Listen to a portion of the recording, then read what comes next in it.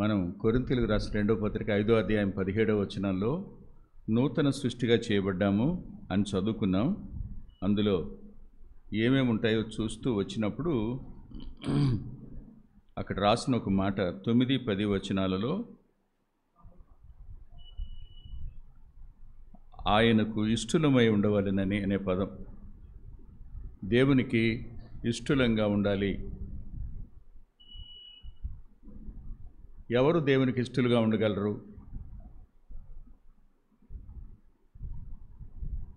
ఎలా ఇష్టలుగా ఉండగలం? వాటిని కొన్ని వారాల నుంచి అధ్యయనం చేస్తున్నాం. రాత్రి మీటింగ్కి వెళ్ళి ఇంటికి వచ్చేటప్పుడు చాలా టైం అయింది. మనసులో ఏదో చెప్పాలని ఉంది, కానీ ఏం తోచుబడగాల. అప్పుడు నాకు ఒక వచనం దొరికింది. చూడండి, హెబ్రీయులకు రాసిన పత్రిక, వరుసగా దేవునికి ఇష్టలుగా ఉండడం ఎలాగో మనం 3 వారాలను చూస్తూ వస్తున్నాం కదా. మరో మాట చూద్దాం. హెబ్రీ పత్రిక 13వ అధ్యాయం 16, 17 వచనాలు. ఉపకారమును ధర్మమును చేయ మర్చిపోకుడి, అట్టి యాగములు దేవునికి ఇష్టమైనవి. అట్టి యాగములు దేవునికి ఇష్టమైనవి. భలే మాట. పైన ఏమన్నాడు? దేవునికి ఎల్లప్పుడూ స్తుతియాగము చేయుదుము, అనగా ఆయన నామమును ఒప్పుకొనుచు జిహ్వా ఫలాన్ని అర్పిద్దాము.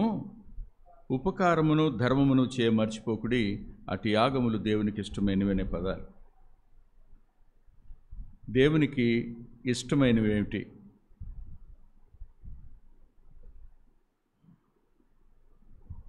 సహజంగా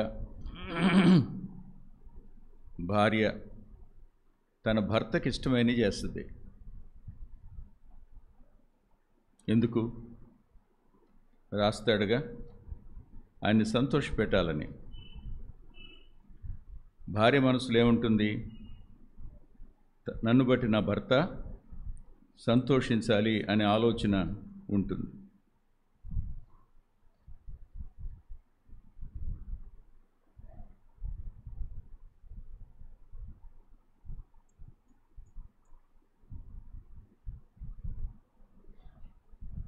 అలాగే భర్త కూడా. కొరింథీయులకు రాసిన మొదటి పత్రిక 7వ అధ్యాయంలో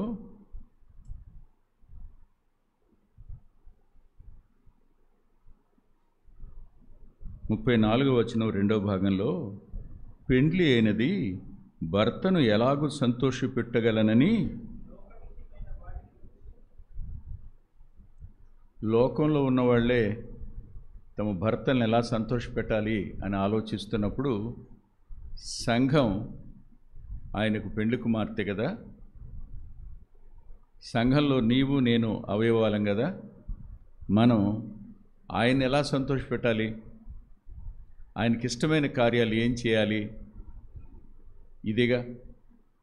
ఏం చేస్తే దేవుడు సంతోషిస్తాడు? దేన్ని బట్టి మనం దేవునికి ఇష్టంగా ఉంటాం అంటే ఇక్కడ 2 మాటలు రాశాడు. ఒకటి, ఎల్లప్పుడూ స్తుతి యాగం చేద్దాం. రెండవది, ఉపకారాన్ని ధర్మాన్ని చేయడం మర్చిపోవద్దు. 2 విషయాలు.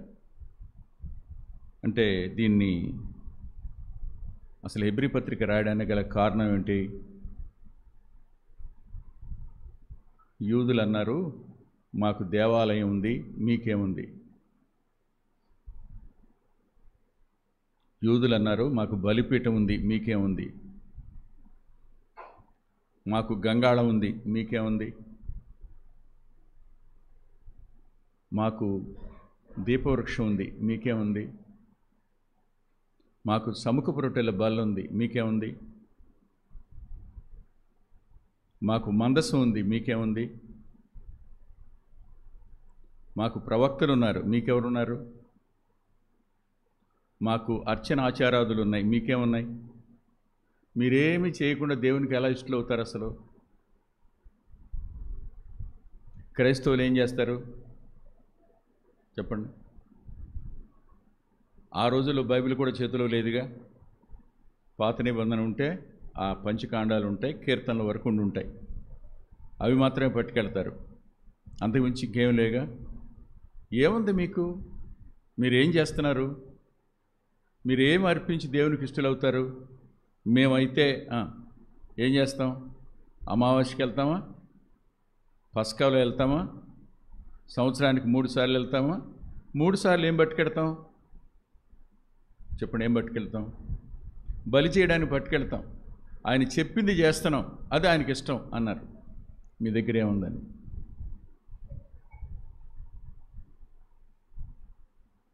దానికి జవాబు చెబుతూ 13వ అధ్యాయంలో 10వ వచనం ఒక మాట అన్నాడు. మనకొక బలిపీఠం ఉన్నది. మనకొక బలిపీఠం ఉంది. ఎవరా బలిపీఠం? ఎవరా బలిపీఠం? Only Jesus is the altar. యేసుక్రీస్తు ప్రభువే. మనం ఏం చేసినా ఎవరి కోసం? మనం ఏం చేసినా ఎవరికి మహిమ రావడానికి? మనకి ఒక బలిపీఠం ఉంది. యూదులైన క్రైస్తవులకు రాస్తున్నాడు ఇది.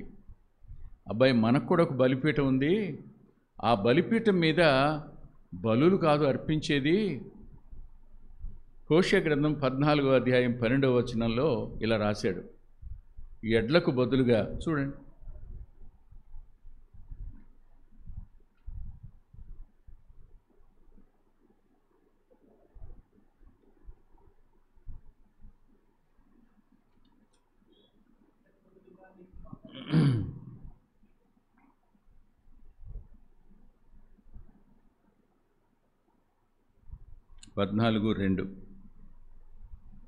ఎడ్లకు బదులుగా మా పెదవులను అర్పించుచున్నాము, నీవు అంగీకరింపదగినవి అవే మాకున్నాయి. ఆలోచించండి. ఇక్కడ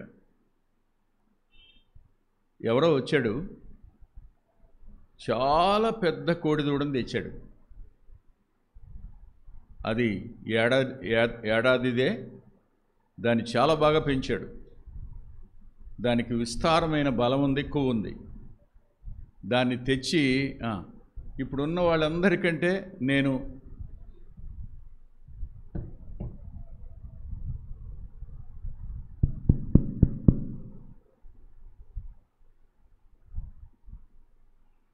ఇప్పుడు దేవాలయం దగ్గరికి తెచ్చిన వాళ్ళందరికంటే నేను తెచ్చిన బలి చాలా గొప్పది అని అనుకుంటే, నిజంగా దేవుడు బలిపీఠం మీద ఉన్న బలిని చూస్తాడా, నీ హృదయాన్ని చూస్తాడా? మీరే చెప్పండి. బలిపీఠం మీద ఉన్న బలిని అబ్బా బలి కోడిదూడని తెచ్చాడు అనుకుంటాడా? ఈ కోడిదూడ అసలు ఇందులో లోపం లేదు దీనికి అనుకుంటాడా? అదే ఆయనకు కావలసింది. అదే చూడండి, వెళదాం.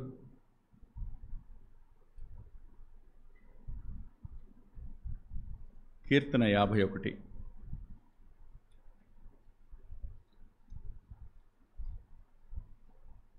కీర్తన 51.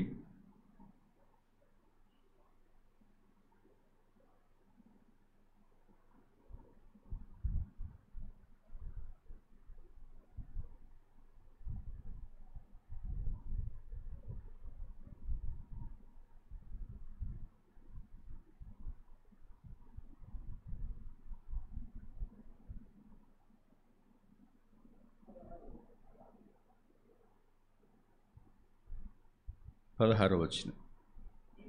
నీవు బలిని కోరువాడువు కావు, కోరినెడలు నేను అర్పించుదును. దహన బలి నీకు ఇష్టమైంది కాదు, విరిగి నలిగిన హృదయము నీవు అలక్ష్యం. 17. విరిగిన మనసే దేవునికి ఇష్టమైన బలులు. దేవా, విరిగి నలిగిన హృదయమును నీవు ఏం చూస్తాడైనా? బలిని కాదు, నా హృదయాన్ని చూస్తాడు. పాపం విషయంలో పశ్చాత్తాపం ఉందా? పశ్చాత్తాపం లేకుండా నేను బలి తీసుకెళ్ళాను, తప్పే, దాంట్లో కొనసాగుతూనే ఉన్నాను, ఇప్పటి వరకు ఫుల్ స్టాప్ పెడతాను, ఇదంతా క్షమించు, మళ్ళీ రేపు నుంచి చేస్తానే ఉంటా, మళ్ళీ సంవత్సరానికి వస్తా, అంతేగా. రొట్టె ద్రాక్షరసం దగ్గరికి వస్తాం, ప్రభువా ఈ వారం అంతట్లో నేను చేసిన దాన్ని క్షమించయ్యా, పలానా చేసా క్షమించయ్యా అన్నాం. ఎవరైనా యోగ్యంగా సిద్ధపడినాడు అంటే చేతులు ఎత్తాం, తీసుకున్నాం. మళ్ళీ ఇంటికి వెళ్ళిన నుంచి మళ్ళీ మామూలుగా.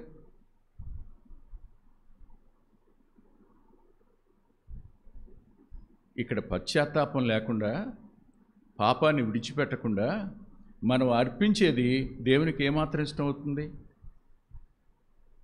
అందుకే హోషే అన్నాడయ్యా,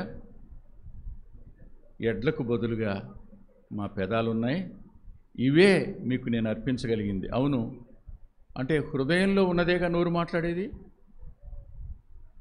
హృదయంలో పశ్చాత్తాపం ఉంటే క్షమాపణ కోరుతావు, హృదయంలో కృతజ్ఞత ఉంటే కృతజ్ఞత చెప్తావు, హృదయంలో ఆరాధన ఉంటే ఆరాధిస్తావు. ఇప్పుడు దేవుడు చూసేది బలిపీఠం మీద ఉన్న బలి కాదు, నీ హృదయం యొక్క స్థితి. అందులో నుంచి వెలుపలకు వస్తున్న దాన్ని యాగంగా భావించాడు. బలిని కోరను నేను అన్నవాడు విరిగి నలిగిన హృదయమే నాకు ఇష్టమైన బలి అన్నాడు. ఇది లేకుండా ప్రయోజనం ఏంటి చెప్పండి? తప్పు ఎవరైనా చేస్తారు, తప్పు చేసే అవకాశం అందరికీ ఉంది. కానీ పశ్చాత్తాపడకపోవడం అనేది ప్రమాదకరమైంది. దాన్ని విడిచిపెట్టకపోవడం మరింత ప్రమాదకరమైంది.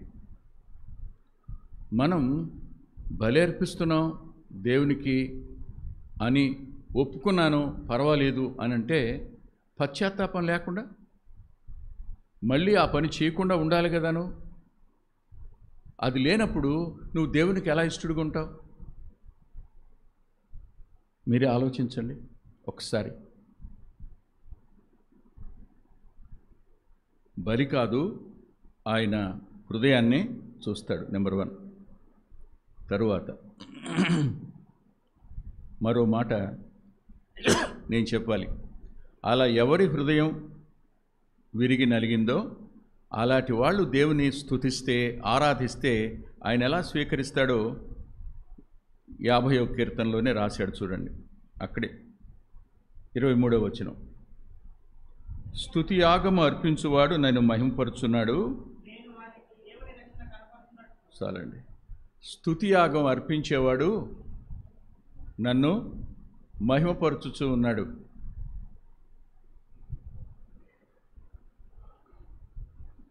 ఒకసారి బేతనియాకు వెళదాం రండి. బేతనియాలో మరణించిన లాజరు బ్రతికాడు. 4వ రోజు ఆ ఇంటిలో కృతజ్ఞత కూడికి పెట్టారు. కృతజ్ఞత కూడికి పెట్టినప్పుడు ఆమె అచ్చ జటమాంసి అత్తరు సేరున్నర తీసుకుంది, తెచ్చింది, ఆయన పాదాల మీద పోసింది. అది ప్రక్కనున్న వ్యక్తికి కష్టం అనిపించింది.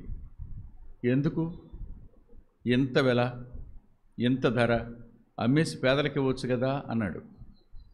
ప్రభు అన్నాడు, పేదలు ఎప్పుడు ఉంటారయ్యా, నేను ఉండను అన్నాడు. ఆమె చేసిన కార్యం కేవలం దీని వెలైనా తన హృదయమా? దేవుడు ఏం చూస్తాడు? నీ హృదయాన్ని చూస్తాడు, నీ హృదయం చెల్లించిన వెలను కూడా చూస్తాడు. నువ్వు అలా చేస్తున్నప్పుడు ఇల్లంతా అత్తరు వాసనతో నిండిపోయింది. పీల్చుకుంటున్న వాళ్ళందరూ ఏమంటారు? ఒకసారి మరియని, లాజర్ని అలా చూసి, మొన్నటి వరకు సమాధిలో ఉన్నవాడు, అందుకే ఇదంతా, వాడు బ్రతికున్నాడు. చూసిన వాళ్ళందరూ వాళ్ళిద్దరిని చూసి ప్రభు వంక అలా చూసి, ఎవరైనా మరణించిన వాళ్ళని బ్రతికించాడు కదా, జీవం లేకపోతే, జీవాధిపతి కాకపోతే, చనిపోయి 4 దినాలు సమాధిలో ఉన్నవాడిని ఎలా బ్రతికించాడు? అందరూ దేవుణ్ణి ఘనపరుస్తారు కదా. స్తుతి యాగం మనం ఆరాధన చేస్తున్నాము అంటే ఈ ఆరాధన మహిమపరిచేదిగా, అనేకులకు ప్రభువుని చూపించేదిగా, నీ మాటలు ప్రభు యొక్క గొప్పతనాన్ని చూపించేవిగా, ఆయన గుణలక్షణాలు చూపించేవిగా ఉంటే వాళ్ళు ప్రభువుని తెలుసుకోగలిగితే అది మహిమ అవుతుంది. ఎడ్లకు బదులుగా నా పెదాలున్నాయి అన్నాడు. వాళ్ళు అప్పుడప్పుడు వెళ్తారు దేవాలయానికి, అంతేగా. మరి మనం ఎల్లప్పుడూ స్తుతి యాగం. ఎల్లప్పుడూ అంటే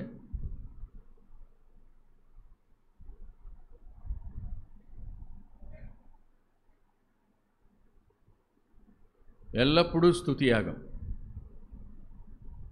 వారానికి ఒక్కరోజైనా, మంగళవారమైనా, శనివారమైనా, ఎప్పుడు? ఉదయం లేవగానేనా? ప్రభువా, రాత్రి పండుకున్నాను, ఉదయం లేవడం నీ కృపే. నిన్న అనేక మంది ఉన్నవారి వాళ్ళు లేరు, కానీ ఇంకా నన్ను నువ్వు ఉంచావు. నేను తల వంచి నీకు థ్యాంక్స్ చెప్తున్నాను. నా జీవానికి మూలం నీవని, నా ఆయుష్కు కారణం నువ్వని. ప్రభువా, రాత్రి చాలా ఇబ్బంది పడ్డాను నా దేహంతో, కానీ ఉదయానికి కొద్దిపాటి విశ్రాంతినిచ్చావు. అందుకొరకు నీకు ధన్యవాదాలు చెప్తున్నాను అంటూ కదా లేస్తాం. రేపు ఉంటానో లేదో నాకు తెలీదు, కానీ ఈరోజు ఉంటాను. నువ్వు ఇచ్చినంతసేపు ఉంటాను, ఎన్ని గంటలైనా. ఈ గంటలన్నీ నీ కొరకు బతకడానికి సాయపడు అని ప్రార్థన చేస్తాం కదా. మీకు తెలుసా, మనం చేసే ప్రార్థన కూడా ఆయన తనకిష్టమైందిగా ఆలోచిస్తాడని. కేవలం స్తుతి యాగం మాత్రమే కాదు, మనం చేసే ప్రార్థనను కూడా ఆయన యాగంగా, స్తుతిగా స్వీకరిస్తాడు. చూడండి ఆ మాట కూడా. 141వ కీర్తన.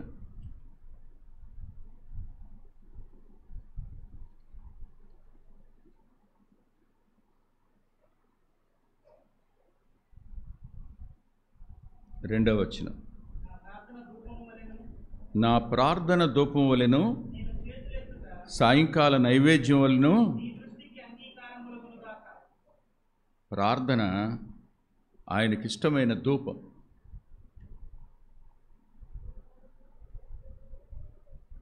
ఓ రోజు రాత్రి ఒక సేవకునికి నిద్రలో ఏమో కనిపించింది, ఎవరో కనిపించారు. కల అంటారు కదా. ఆయన కలవరపడ్డాడు, లేచాడు. ఆ టైంలో మోకరించి ప్రార్థన చేశాడు. ప్రార్థన చేసి వాళ్ళ కోసం విజ్ఞాపన చేశాడు. వాళ్ళు ఏ పరిస్థితిలో నాకు తెలియదు ప్రభు అని. ప్రార్థన చేసి ముగించాక రెండవ రోజు వాళ్ళకి ఫోన్ చేశాడు ఆయన. ఫోన్ చేసి, తమ్ముడు, రాత్రి 12 o'clock ఎక్కడున్నారు మీరు? ఏ అన్నయ్య? రాత్రి 12 గంటలకి మీరు కనిపించారు, ఏదో ప్రమాదంలో ఉన్నట్టు అనిపించి ప్రార్థన చేశానంటే. అన్నయ్య, రాత్రి ఏం జరిగిందో తెలుసా? మా కారు లారీ కిందకి వెళ్ళిపోయింది. అయిపోయాం అనుకున్నాం, ఎంత స్పీడ్తో వెళ్ళిందో అంత స్పీడ్తో వెనక్కి వచ్చేసిందన్నా. రెండవ టైర్ వచ్చి మాకు తాక్కముందే ఎలా వెనక్కి వచ్చిందో మాకు తెలియదు అన్నయ్య అని వాళ్ళు చెప్తే ఎలా ఉంటుంది మనసుకి? ఆ సేవకుడికి కానీ వాళ్ళకి కానీ. ప్రభువు నిన్ను తట్టి, ఫలానా వాళ్ళు కష్టంలో ఉన్నారు, ప్రార్థన చేయమన్నప్పుడు నువ్వు చేసే ప్రార్థన ఉందే, అది దేవునికి ఇష్టమైన ధూపం. విజ్ఞాపన చేయడం దేవునికి ఇష్టం. నీవు కేవలం విరిగి నలిగిన హృదయంతో స్తుతించడమే కాదు, నువ్వు చేసే ప్రార్థనను కూడా ఆయన ఇష్టమైందిగా స్వీకరిస్తాడు. అందుకని చాలామంది ఓ నిర్ణయం తీసుకుంటారు. సహోదరుడు విల్లి గ్రహం మాట అన్నాడు. ఆయన విల్లి గ్రహం గారు అన్న మాట ఏమిటంటే, నాకు మరలా దేవుడు ఇంకో 80 సంవత్సరాల ఆయుష్ ఇస్తే, అప్పటికి 80 వచ్చేసినాయి ఆయనకి, ఇక నేను ప్రపంచం అంతా తిరగను, ఆయన పాదాల దగ్గరే ఉండి ప్రపంచం కోసం విజ్ఞాపన చేస్తానన్నాడు. పెద్ద పెద్ద స్టేజీల మీద మైకులు పెట్టి మీటింగులు వాక్యం చెప్పడం కాదు, ఇక నేను ప్రార్థన చేస్తాను ఆయన సన్నిధిలో ఉండి అన్నాడు. అంటే ఏమర్థమైంది దానికి? వర్తమానం చెప్పి సేవ చేయడం ఎంతో, ప్రార్థన చేయడం కూడా అంతటిదే చేస్తుందని అర్థమైంది ఆయనకి. విరిగి నలిగిన హృదయాన్ని చూస్తాడు, దానిలోంచి వచ్చే స్తుతిని ఆయన అంగీకరిస్తాడు. మన అంతరంగంలోంచి వచ్చే ప్రార్థనను కూడా ఆయన ధూపంగా స్వీకరిస్తాడు. అది ఆయనకి ఇష్టం. చెప్పండి, మనం ప్రార్థన చేసి ఎంతకాలం అయి ఉంటుంది?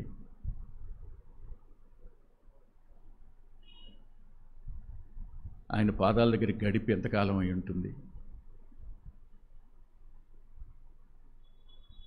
హృదయమారా కృతజ్ఞత తెలిపి ఎంతకాలం అయి ఉంటుంది? ప్రార్థన లేదు మన జీవితానికి, కృతజ్ఞత ఎప్పుడు చెల్లించలేదు, కృతజ్ఞత స్తుతి చెల్లించలేదు, ఎలా పాల్పంపులు పొందాం? ఆయనకి ఇష్టమైంది చేయకుండా, ప్రభువా నువ్వు నా కోసం మరణించావు, నేను నీకు ఇష్టుణ్ణి, నువ్వు నా కోసం రక్తం చిందించావు, ఆ రక్తంలో నన్ను కడిగావు, కానీ నా జీవితం మాత్రం నీకు ఇష్టమైందిగా లేదు. నేను స్తుతించను, ప్రార్థించను, కానీ రొట్టె ద్రాక్షరసంలో మాత్రం పాలు పంపులు పొందుతాను, తగుదనమ్మా అని. ఇదేగా మనం చేసే పని.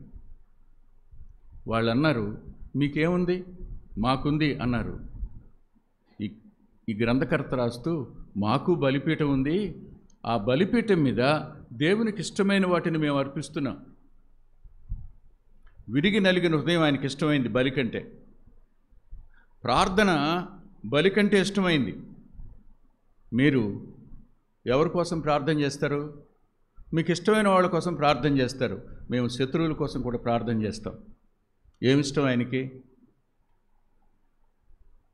మీ శత్రువుల కోసం ప్రార్థన చేయడానికి ప్రభు అన్నాడు, అది ఆయనకి ఇష్టం. నేను ఆ పని చేస్తాను. నన్ను బాధ పెట్టేవారి కోసం ప్రార్థన చేస్తాను, క్రైస్తవ్యాన్ని హింసించేవారి కోసం విజ్ఞాపన చేస్తాను, వారు రక్షించబడాలని ప్రార్థన చేస్తాను, వారు నరకం తప్పించుకోవాలని ప్రార్థన చేస్తాను, వారు మారు మనసు పొందినకి సాక్షులు కావాలని ప్రార్థన చేస్తాను. అదే ఆయనకి ఇష్టం. అది మనం చేయటంలా. చెప్పండి, ఇప్పుడు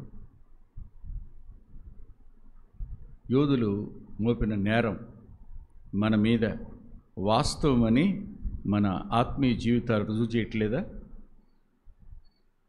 2 కొంచెం ముందుకు వెళదాం రండి.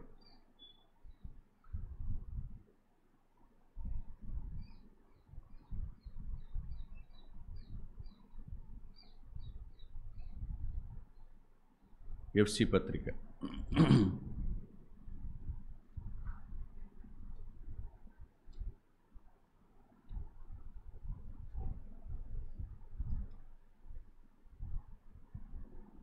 5వ అధ్యాయం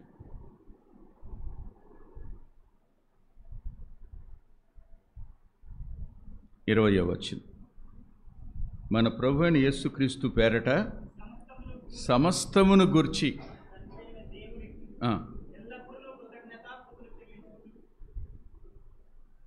ఈ మాట మనల్ని నిలదీసి, is it true in your life అని అడుగుతున్న వచనం ఇది. చెప్పండి, సమస్తమును గూర్చి, సమస్తాన్ని గురించి దేవుని కృతజ్ఞత చెల్లిస్తున్నావా? జరిగిన మేళ్లను బట్టేగా, మనకు జరిగిన ఉపకారాలను బట్టేగా,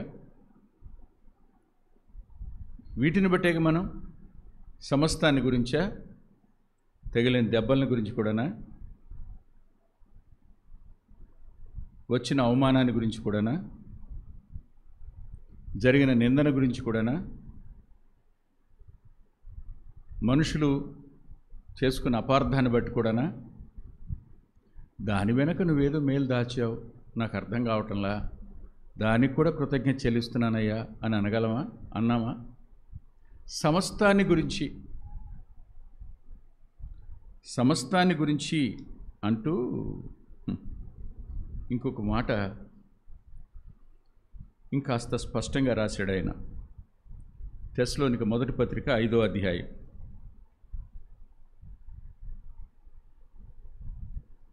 16-18 అని రాసుంటాయి, కానీ యాక్చువల్గా 16 పైకి ఉండాలి, 17 నుంచి ఉండాలి వచనం.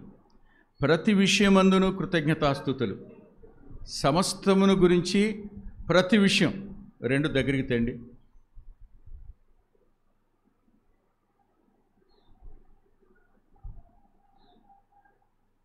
ప్రభువా, ఇవాళ నా జేబులో డబ్బులు ఉన్నాయి, దాన్ని బట్టి ఈరోజు పైసా కూడా లేకుండా అయిపోయింది, దాన్ని బట్టి ఒకప్పుడు నేను ఆరోగ్యంగా ఉన్నా, దాన్ని బట్టి ఇప్పుడు అనారోగ్యంగా ఉన్నా, దీన్ని బట్టి కూడా ఒకప్పుడు నన్ను మనుషులు ఇష్టపడ్డారు, ఇప్పుడు మనుషులకు నేనంటే ఇష్టం లేదు, దాన్ని బట్టి కూడా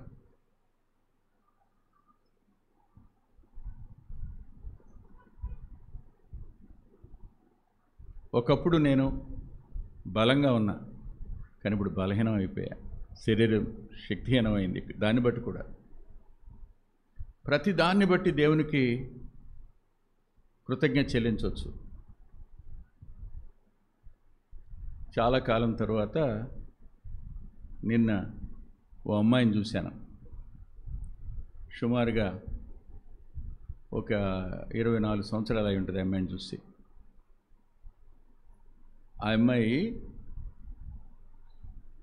అదే ఊళ్ళో ఉండి ఇప్పుడు సేవ చేస్తున్నటువంటి విజయవాడలో ఉన్న ఆ కుటుంబం దగ్గరికి వచ్చింది. వాళ్ళిద్దరూ కలిసి 30 ఏళ్ళు అయిందంట. అది కూడా ఒక మ్యారేజ్ అకేషన్ అనమాట. నేను రిసెప్షన్కి వెళ్ళలేదు, పెళ్ళికి వెళ్ళలేదు, పేరు వేశారు, వెళ్ళలేకపోయినాను. నా స్నేహితుడు చనిపోవడం వల్ల గుడ్లవల్లేరులో వాళ్ళు ఖచ్చితంగా రావాలని రాత్రి పట్టుబడితే వెళ్ళాను. వాళ్ళు వచ్చారు, ఫోటోలు దిగారు. అంతా అయిపోయి బయటకు వస్తూ ఉండగా వాళ్ళిద్దరు అటు ఇటు నిలబడి ఆ విజయ, ఆ ప్రక్కనున్న పిల్ల కమలా పిల్ల పేరు, మనం ముసలోళం అయిపోయాం కదా, అన్నయ్య అప్పుడు ఎట్టున్నాడు ఇప్పుడు అట్టాగే ఉన్నాడు కదా, నేను అప్పుడు ఎలా ఉన్నాను ఇప్పటికీ అలాగే ఉన్నానంట. నేను 112 కిలోలు అయిన సంగతి వాళ్ళకి తెలియదు. తర్వాత అది 98 కిలోలకు వచ్చిన సంగతి వాళ్ళకి తెలియదు. వాళ్ళు అప్పుడు చూశారు, ఇప్పుడు చూశారు. ఏమంటున్నారు వాళ్ళు? అన్నయ్య, పోయినసారి మీరు నర్సాపురం వచ్చి ఒక్క తమ్ముడు పెళ్లి కొడుకు అన్నాడు, నర్సాపురం వచ్చినప్పుడు కొంచెం లావుగా ఉన్నారు, కానీ ఇప్పుడు చాలా స్లిమ్గా ఉన్నారు. కాళ్ళు ఏమి వెంటరాట్లేదు, కూర్చుంటే లేవలేకపోతున్నాం, కనబడే వాళ్ళకి ఎలా ఉన్నాను, స్లిమ్గా ఉన్నానంట కదా. దేని బట్టి ఇప్పుడు స్తుతించాలి దేవునికి?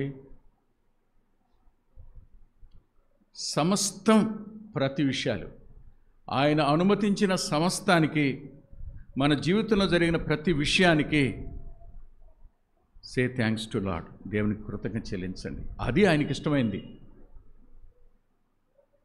మేలు జరిగితేనేనా, కీడు జరిగితే కదా.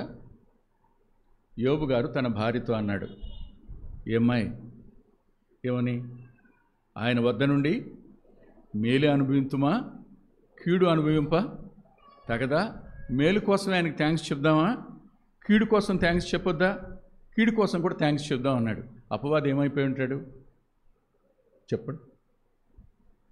అపవాది తల వంచుకోవడం దేవునికి మహిమ కదా. నీ నుండి నా నుండి దేవుడు కోరుతున్నాడు అది.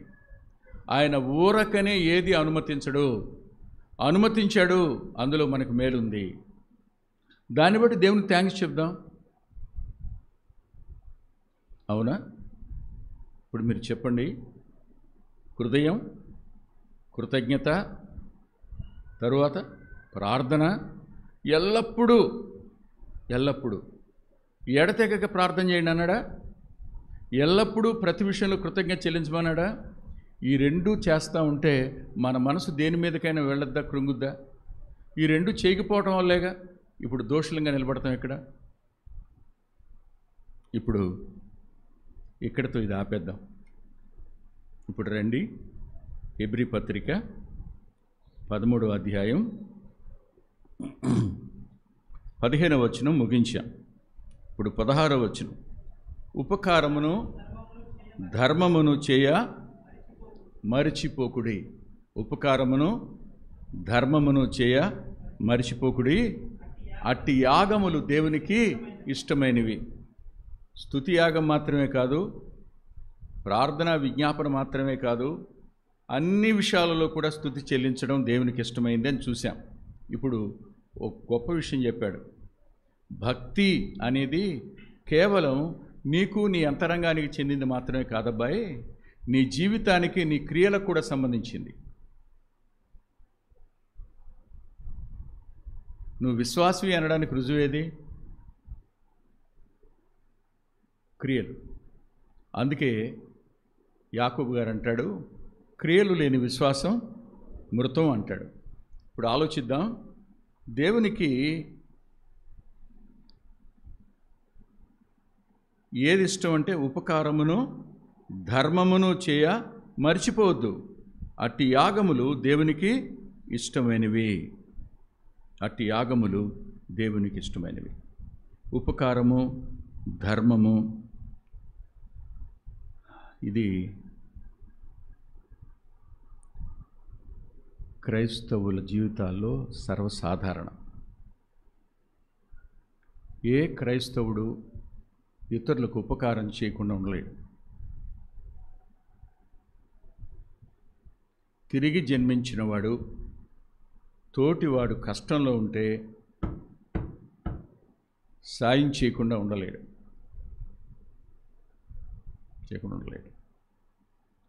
నా వంతు నేను ఏం చేయాలని ఆలోచిస్తాడు. అది దేవునికి ఇష్టం. 1, 2, 3, 4 విషయాలు చెప్పి ఈ వర్తమానాన్ని ముగిస్తాను.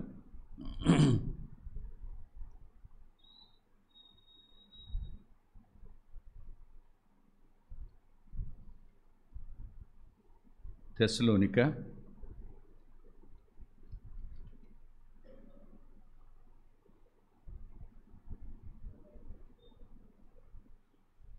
రెండవ పత్రిక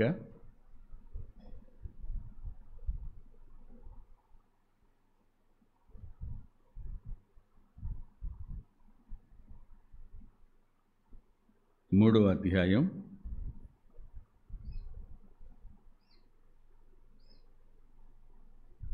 13వ వచనం. సహోదరులారా, మీరైతే మేలు చేయుటలో విసుగవద్దు.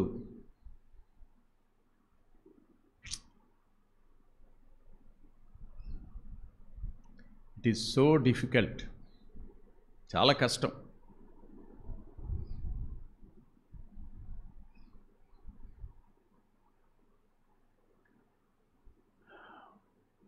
నెల వచ్చింది, జీతం వచ్చింది.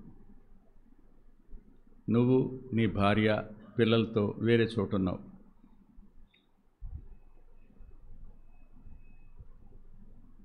నీకు ఒక అలవాటు ఉంది, నెలకి ఇంత అమ్మా నాన్నలకి పంపడం. ఆ రోజు నీ భార్య నీతో అంది, పంపించేది నువ్వును, నువ్వు పంపిన డబ్బులతో సుఖపడేది మీ తమ్ముడా? దాచి దాచి ఆయనకి మోటార్ సైకిల్ కొంటారు, దాచి దాచి ఆయన కోసం ఇల్లు కొంటారు, మీరు ఇస్తూ ఉండండి అంది. ఇప్పుడు ఏమైంది చెప్పండి? రుణం తీర్చుకునే ప్రక్రియలో నీ దాతృత్వం మీద దెబ్బ తగిలింది. నీవు ఇప్పుడు భార్యకి తెలిసిక పంపలేవు. తెలియకుండా పంపడానికి మనసు ఒప్పదు. ఏమైపోతావు? నువ్వు ఆమె ముందు మాట్లాడలేవు. ఇంకొకసారి ఆ ఊసెత్తొద్దు.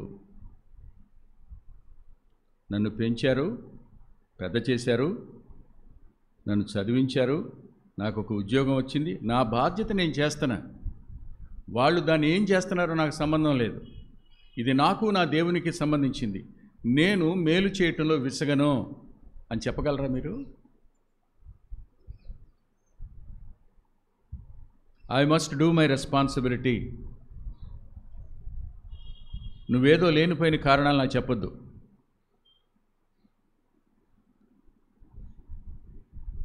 నేను మేలును చేయకుండా విసిగిపోయేటట్టుగా నన్ను మార్చాలని నువ్వు ప్రయత్నం చేయొద్దు. వాక్యం చూపించండి, చూపించగలరా? ఆ సెన్సిటివ్ మ్యాటర్స్ దగ్గర ఎంతమంది తమ హస్తాలను ముడుచుకున్నారు ఒకసారి ఆలోచించండి. మేలు చేయడం మర్చిపోయి ఎంతకాలం అయింది? ఎప్పుడైనా అవసరం కనపడి ఇప్పుడు ఇవ్వడం వేరు, కానీ తల్లిదండ్రులకు పిల్లలకి మధ్యలో ఉన్న బాధ్యత వేరు. అది మనకు సంబంధించింది. మనం ఏం చేస్తున్నాం? మేలు చేయడం దగ్గర మర్చిపోయాము అని అంటే దేవునికి ఇష్టమైంది చేయడం ఆగిపోయిందనేగా, కాదా?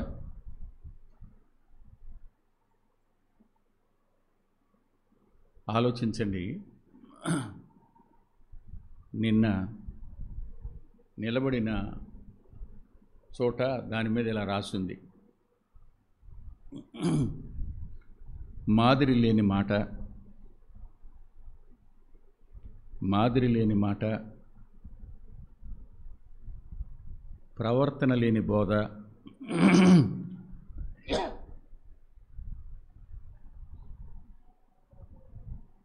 ప్రవర్తన లేని ప్రసంగం, తరువాత బోధకి ఏదో పెట్టాడు, దేవుని ఎదుట ముప్పు కోసమే కానీ మెప్పు కోసం కాదని.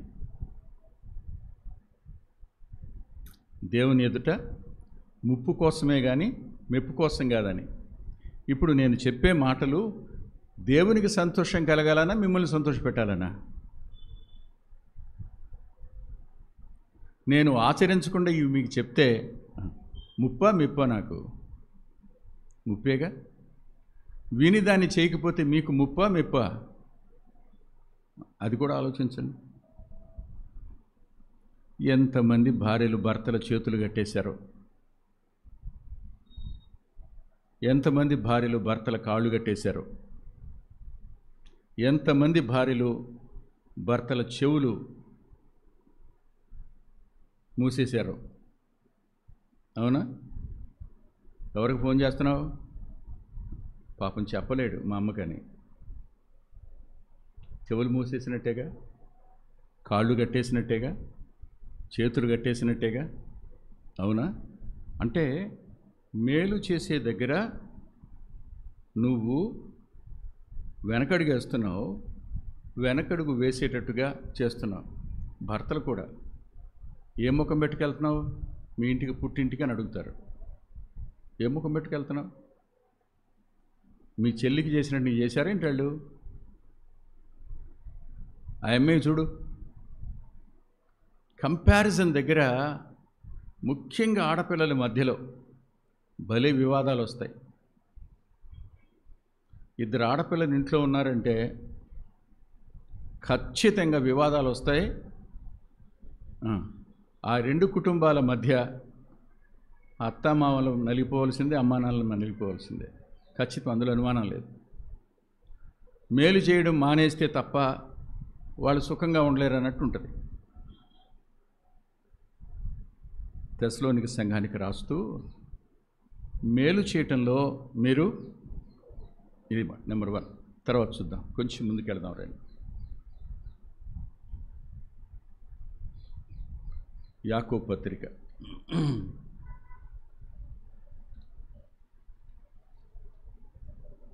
మొదటి అధ్యాయం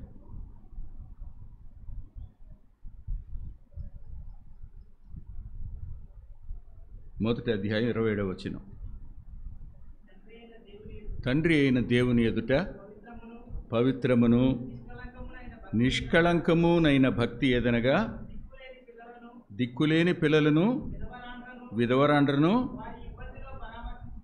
ఆలోచించండి. పరామర్శ అనేది దేవునికి ఇష్టమైంది. అమ్మ ఎలా ఉన్నావు అని అడగడం.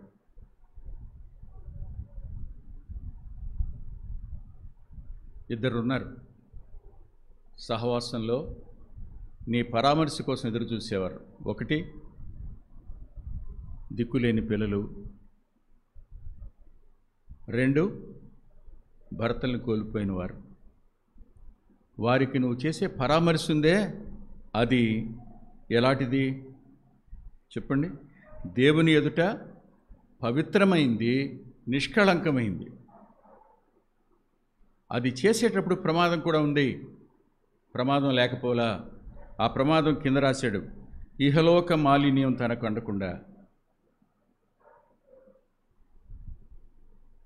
పవిత్రంగా ఉంటూ నువ్వు చేయవలసిన ఉపకారం, నువ్వు చేయవలసిన సాయం నువ్వు చేస్తూ ఉండు, వాళ్ళకి చేస్తూ ఉండు. వాళ్ళ అవసరతలో ఉన్నారు, నీ వంతు నువ్వు చేయి. ఇలా నువ్వు చేయటం అనేది ఆయనకి ఇష్టం.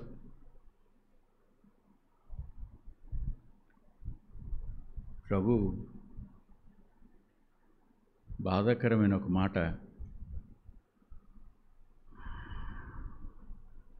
ఇలా అన్నాడు,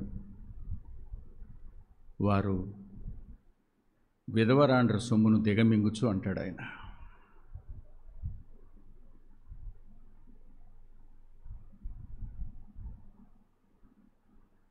అది మనకు దూరం అవునుగాక.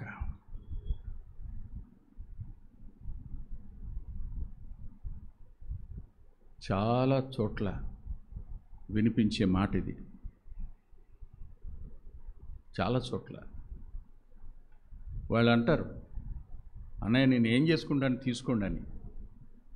వద్దు, ప్రభుకి అది ఇష్టం కాదు. నీ వంతు నువ్వేం చేయగలవు అది చెయ్యి, అంతే. అది కూడా నీ చేతులకు మాలిన్యం అంటకుండా పవిత్రమైన ఉద్దేశంతో చేయి, పవిత్రంగా చేయి. అది దేవునికి ఇష్టమైన బలి, అది నిష్కళంకమైన భక్తి. నీ వంతు నువ్వు చేయి, అంతే. అందులో ఇంత కూడా రానివ్వకు, శరీర సంబంధమైన కోరికకు తావివ్వకు, నేత్రాశికి తావివ్వబోకు, శరీరాశికి తావివ్వకు, జీవపుడంబానికి తావివ్వకు. నేను కాబట్టి చేశానని అనుకోకు. చేసే అవకాశం, భాగ్యం దేవుడిచ్చాడనుకో, అది దేవునికి ఇష్టం.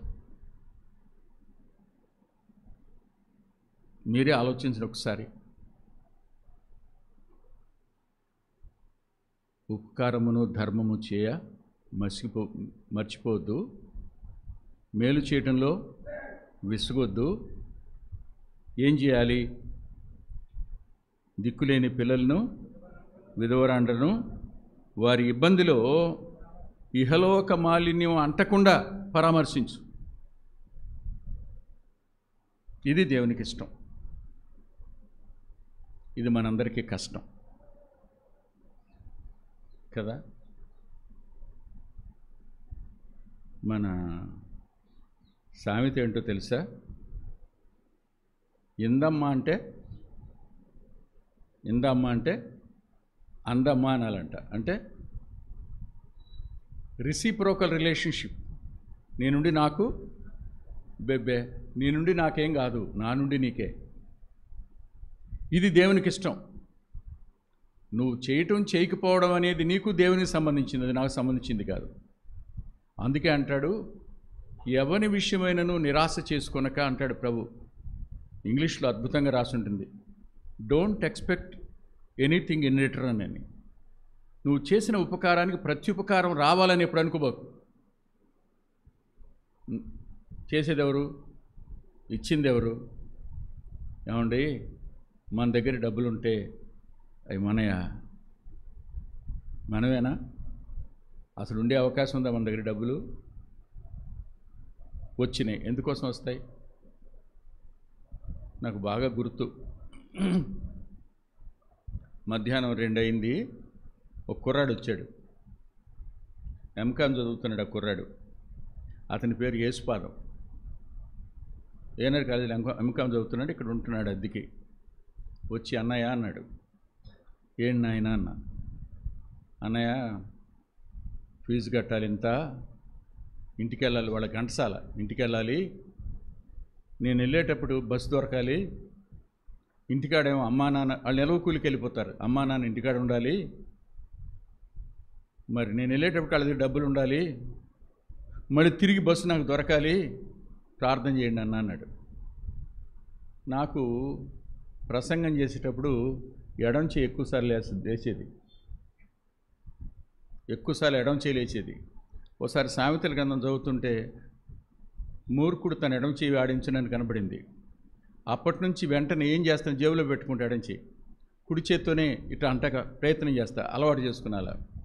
సరే తమ్ముడు ప్రార్థన చేస్తానని అలవాటు ప్రకారం ఎడంచి జైలు పెట్టా. ప్రార్థన చేస్తున్నా, ప్రభువా యేసుపాదానికి బస్సు దొరకడానికి సాయపడు, అతను వెళ్ళేటప్పటికి వాళ్ళ అమ్మా నాన్న ఉండటానికి సాయపడు, వాళ్ళ దగ్గర డబ్బులు ఉండటానికి సాయపడు, మళ్ళీ తిరిగి వచ్చేటప్పుడు బస్సు ఉండటానికి సాయపడు అన్నప్పుడు నా జేబు చేయి పెట్టగానే నా గుప్పెట్లో డబ్బులు ఉన్నాయి. ఇప్పుడు దేనికోసం ప్రార్థన చేస్తున్నా చెప్పండి? అతని ఫీజు కట్టాలి, బస్సు దొరకాలి టైంకి, అక్కడ అమ్మా నాన్న ఉండాలి, అక్కడ వాళ్ళ దగ్గర డబ్బులు ఉండాలి. మరి నీ జేబులో ఉన్న డబ్బుల సంగతి ఏంట్రా? ప్రార్థన చేసి యేసుపాదం వద్దులే, ఫీజు కట్టెళ్ళి తర్వాత ఇద్దుగాని ఇల్లు. ఏం కోరతాడాయన? ఎందుకు ఇచ్చాడు డబ్బులు? డబ్బులు మన దగ్గర ఉన్నాయంటే భయం వస్తుంది. అది ఏదో అవసరత కోసం ఇచ్చి ఉంటాడు, మనం దాచుకోవడానికి కాదు. దాన్ని ఆయన ఉపకారము ధర్మము అన్నాడు. ప్రతి క్రైస్తవుడు షేరింగ్ అనేది క్రైస్తవ్యం యొక్క అద్భుతమైన స్వభావ లక్షణం. తినే దాంట్లో పెట్టకుండా తినలేడు. ఇప్పుడు యాకోబు పత్రిక దగ్గరికి వచ్చాం కదా, ఇక్కడ నుండి మనం యోహాను మొదటి పత్రిక దగ్గరికి వద్దాం. 3వ అధ్యాయం 16-17 వచనాలు. ఆయన మన నిమిత్తము తన ప్రాణము పెట్టెను గనుక దీని వలన ప్రేమ ఎట్టిదని తెలుసుకొనుచున్నాము. మనము కూడా సహోదరుల నిమిత్తము, నిజమేనా? భార్య కోసమే ప్రాణం పెడతామా? ఎట్టి పరిస్థితుల్లో మీరు ఎన్నన్నీ చెప్పండి, అవసరమైతే ఆమె కిడ్నీలు నాకు కావాలి కానీ నేను మాత్రం ఇవ్వను. అది కదా భర్తలకు కొన్ని అద్భుతమైన సంగతి. ఒకవేళ ఎప్పుడైనా భార్య కోసం ఇంత మేలు చేసామనుకోండి, రోజు చెప్పుకుంటానే ఉంటాం. నేను నీ కోసం ఆ రోజున ఎంత పని చేశాను అనుకున్నావు? పాపం వాళ్ళు చచ్చి చెడి తెల్లవారుజాము నుంచి రాత్రి 11 గంటల వరకు పనిచేస్తూనే ఉంటారు. మనకు వాళ్ళ మీద ఇంత కూడా కృతజ్ఞత ఉండదు. అదేంటో మరి మానవ స్వభావం, మగవాళ్ళది ముఖ్యంగా. నువ్వేమన్నా పడతారు, సహిస్తారు, అంటే తిరగబడేవాళ్ళు లేరనట్లేదమ్మా, ఉన్నారు, మీరు వాళ్ళు కూడా ఉన్నారు. ఇక్కడికి వద్దాం. ఆయన మన కోసం ప్రాణం పెట్టిన కనుక దీనివల్ల ప్రేమ ఎట్టుదో తెలుసుకుంటున్నాం. మనము కూడా సహోదరుల నిమిత్తము మన ప్రాణములను పెట్ట బద్దులమై ఉన్నాము. ఈ లోకపు జీవనోపాధి గలవాడై ఉండి తన సహోదరునికి లేమి కలుగుట చూచియు అతని ఎడల ఎంత మాత్రము కనికరము చూపని వారి యందు 2 ప్రమాదాలు ఈ పత్రికలో చెప్పాడు. మొదటి ప్రమాదం 2వ అధ్యాయంలో ఉంది, చూడండి. 15వ వచనం, 2:15. ఈ లోకమునైనను లోకములో ఉన్న వాటినైనను ప్రేమింపకుడి. ఎవడైనను లోకమును ప్రేమించినడలా తండ్రి ప్రేమ వానిలో ఉండదు. 3వ అధ్యాయం 17వ వచనంలో చివరి భాగం. కనికరము చూపని వాని యందు దేవుని ప్రేమ ఎలాగూ నిలుచును, ఉండదు, నిలవదు. మన యందున్న దేవుని ప్రేమను కోల్పోయేవి 2 విధాలు. లోకాన్ని ప్రేమించామా, ఉండదు. కనికరం చూపలేదా, నిలవదు. ఎలా చెప్తాం? కరువైన, ఖడ్గమైన, రణమైన, ఉపద్రవమైన, వస్త్రహీనతైన, ఉన్నవైన, రాబోవునవైన క్రీస్తు ప్రేమ నుండి లోక ప్రేమ బోల, ఎదటోడి మీద కనికరం లేదు. ఈ స్టేట్మెంట్ ఎలా చెప్తాం? ఆయన ప్రేమ మన నుంచి దూరం కాదు, మన ప్రేమ ఆయన మీద నుండి పోద్దంతే. ఆలోచించండి. ఆ అవసరతలో ఉన్న వాళ్ళ కోసం మన వంతు చేయడం. అందుకనే ఆదిమ క్రైస్తవ సంఘాన్ని జ్ఞాపకం చేసుకుంటూ వారు సమిష్టిగా అనే పదం, తమకు కలిగిన వాటిలో సమిష్టిగా వాళ్ళ దగ్గర కోట్లు ఉన్నాయనా, వాళ్ళకి డబ్బులు ఎక్కువైనాయనా, వాళ్ళు ఇచ్చింది ఖర్చు పెట్టింది కాదు. అవసరతల్లోనే, ఇబ్బందుల్లో నుండే మన అవసరతలను వదిలిపెట్టుకుని మన వంతు చేయడం. అక్కడ అవసరత ఉంది అంతే, మన వంతు చేసాం, మర్చిపో. దేవుడు జ్ఞాపకం పెట్టుకుంటాడు. బలిపీఠం మీద బలి పశువుని పెట్టడం కాదబ్బాయే, మేము జిహోను అర్పిస్తున్నాం, మా పెదాలను అర్పిస్తున్నాం, మా వ్యక్తిగత జీవితానికి అవసరమైన వాటిని త్యాగం చేస్తున్నాం, అవి నా దేవునికి ఇష్టమైన బలి. ఇది కదా కోరేది ఆయన. టైం చాలా అయిపోయింది. 2 వర్తమానాలు నావే అయితే ఇదే ప్రమాదం. సరే, ఇక్కడితో ముగిద్దామా? పర్లేదు, ఇంకోటి చూసి ముగించుకుందామా? సరే చూడండి. అయితే యాక్చువల్గా నేను అనుకుంటున్నాను 12 కదా, 10:30 అయిపోయింది, ఇంకా గోల్డ్ టైం ఉందనుకుంటున్నాను. అప్పుడప్పుడు చిప్ వదిలేస్తుంది కదా. ఫిలిప్పీ పత్రిక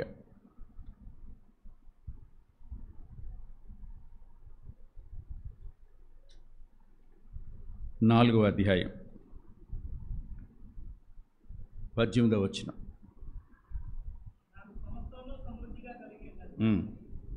మీరు పంపిన వస్తువులు ఎపఫ్రోదితు వలన పుచ్చుకొని ఏమీయూ తక్కువ లేక ఉన్నాను, అవి మనోహరమైన సువాసనయు దేవునికి ప్రీతికరమును ఇష్టమునైన యాగమై ఉన్నాయి. ఎక్కడున్నాడు? అరే, తల తిప్పితే మీరు ఇసిరేసి నాకు కనపడదరా? మీకు 2 కళ్ళు ఎరా? నా తల చుట్టూ కళ్ళు ఉంటాయి. నేను ఇక్కడ చదువుతున్నా, మిమ్మల్ని చూస్తుంటా. ఒక మంచి టీచర్కి ఉండవలసిన లక్షణాలు ఇవి, అలవాటు చేసుకోండి. రేపు పొద్దున ఏ ప్రొఫెషన్కి వెళ్తారో తెలియదు. పరిసరాలను అతి జాగ్రత్తగా గమనించడం, పరిసరాల్లో ఏం జరుగుతున్నాయో. మా అమ్మకి ఆ లక్షణం ఉంది. ఇక్కడ కూర్చొని చూడు నా సందులో ఏదో గొడవ జరుగుతుందంటది, మనకి వినపడదు, ఆమెకి వినపడదు. నిజంగా వెళ్తే జరుగుతుంటుంది. ఆ సునిశ్చితమైన అబ్జర్వేషన్ లేకపోతే ప్రమాదం. సరే, ఇక్కడికి రండి.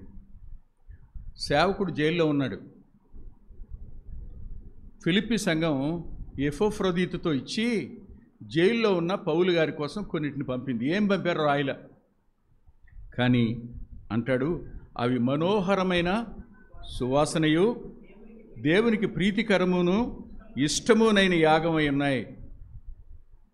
జైల్లో సంకెళ్ళలో ఉన్నాడు. ఆయన ముందుకు వాళ్ళు తెచ్చిచ్చిన కనపడుతున్నాయి. ఇవి దేవునికి మనోహరమైన సువాసన, దేవునికి ప్రీతికరమును ఇష్టమునైన యాగం. ఓడ అరారత్ కొండ మీద ఆగింది. నోహ గారి కిందకి దిగాడు. మొత్తం భూమి మీద ఉన్న మానవ జాతి ఏం లేదిక. బలిపీఠం ఒకటి కట్టాడు. కట్టి తాను చేర్చిన వచ్చిన పవిత్రమైన వాటిలో కొన్నిటిని బలి అర్పించాడు. వాస్తవానికి వాటన్నిటిని తన దగ్గర అట్టు పెట్టుకోవచ్చు. ఆయన వాటన్నిటికీ చైన్లు వేసి బిగించవచ్చు. అలా చేయలే. మొట్టమొదట దేవునికి అర్పించాలనుకున్నాడు. అక్కడ రాస్తాడు, ఆయన యెహోవాకు ఇంపైన సువాసన, యెహోవా ఇంపైన సువాసనను ఆగ్రాణించెను అని రాస్తాడు. రక్షించబడిన మనం, రేపొద్దున ఆ నిత్యమైన పట్టణంలో ఉండబోయే మనం, భూమి మీద ఇంకా మన జీవితం కొనసాగుతున్నప్పుడు దేవునికి ఏది ఇష్టమైంది, ఏది సువాసనిచ్చేది, ఏది మనోహరమైంది ఆలోచించి మన వంతు మనం ఖర్చు అవడానికి ప్రభు తన కృపను మనకు చూపునుగాక. ఆమేన్. ప్రేమగల తండ్రి, పరిశుద్ధుడు అయిన గొప్ప దేవ, ఈ సమయంలో మీరు వాతావరణాన్ని పొడిగా ఉంచినందుకు కృతజ్ఞత చెల్లిస్తున్నాను. ప్రత్యేకంగా